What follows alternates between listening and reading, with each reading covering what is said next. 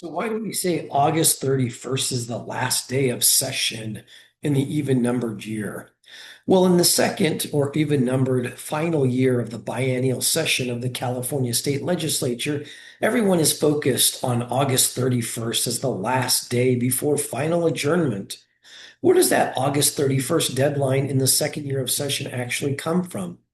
Yes, it's in the joint rules. Joint Rule 51B3 says the joint recess begins on September 1. But the actual basis for this date is from California's Constitution. Now, if you check the Constitution, Article 4, which covers the legislative branch, you'll actually not find the date August 31st. Instead, what you'll find is that the legislature is prohibited from considering any bill on or after September 1st, which begins at 12:01 a.m. There are five specified exceptions. However, those five categories of bills amount to only a handful of bills.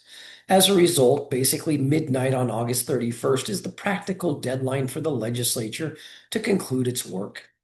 Now, what are those five types of bills that are exceptions to the rule and can therefore be considered after midnight, September the 1st?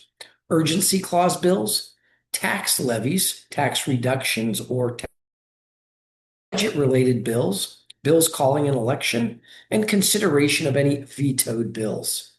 And don't forget, on that last day, the four legislative leaders are going to give their respective wrap-up speeches on the Senate and Assembly floors.